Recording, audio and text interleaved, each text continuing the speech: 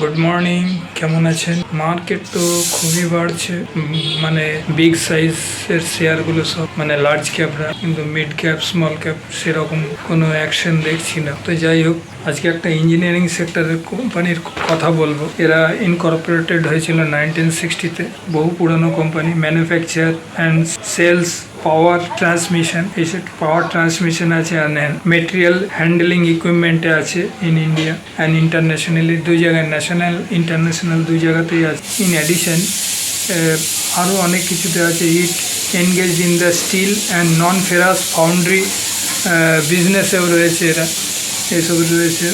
Market cap আছে 15,736 কোটি টাকা, আর প্রাইস আছে 701 টাকা। পিই আছে 44.2, আচ্ছা। বুক ভ্যালু আছে 71.50, আরওসি আছে 31.3%, আরওই আছে 24.50%, আর ফেস ভ্যালু আছে 1 টাকা।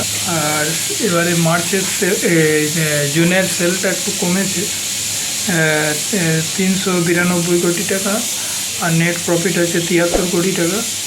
এগুলো কিন্তু কোয়ার্টারলি সবই। আর ইপিএস আছে 3.27 কোয়ার্টারলি, আর ইকুইটি আছে 22 কোটি টাকা, কমই ইকুইটি। প্রোমোটার্স হোল্ডিং 59.28%, এফডব্লিউআই হোল্ডিং 9.10%, আর ডিআইআই হোল্ডিং 2.55%। খুবই ফান্ডামেন্টালি গুড শেয়ার।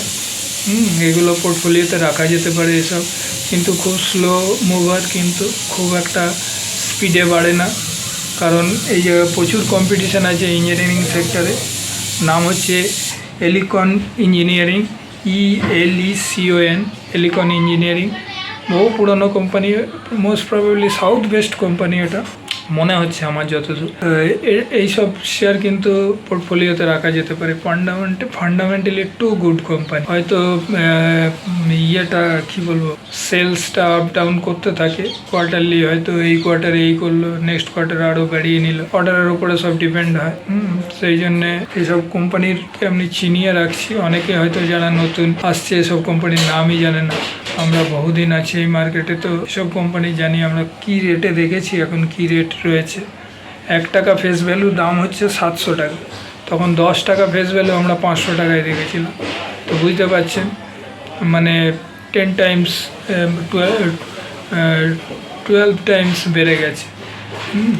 500 টাকার মাল হিসাব করলে 10 টাকা ফেস ভ্যালু ধরলে প্রায় 7,000 টাকা দাম হচ্ছে, কোথায় 500 টাকা দাম ছিল।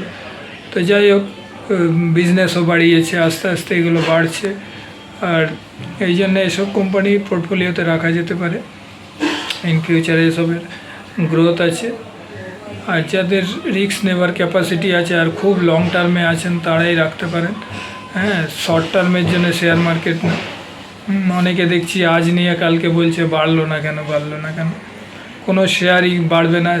যতই ভালো কোম্পানি, ইনফোসিস নেন, TCS নেন, যা টাটা ফাটা যা নিন, কেউ বাড়বে না। আর রেজাল্টের উপরে টোটালি নির্ভর করে। কোনো কোম্পানির রেজাল্ট ভালো হলে বাড়বে, না হলে বাড়বেই না। সে যে যতই বলুক, যে যত বড় ব্রোকারই আছে বলুক, বাড়বে না কোনো দিন। অর্থাৎ রেজাল্টের উপরে টোটালি নির্ভর করে। ওই জন্যে রেজাল্ট ভালো করলে কোম্পানির দাম বাড়বে। তো আরেকবার বলছি, এলিকন ইঞ্জিনিয়ারিং। থ্যাংক ইউ দেখার জন্যে। আর পারলে একটা সাবস্ক্রাইব করে দেবেন। নেক্সট ভিডিওতে দেখা হবে। রাখলাম।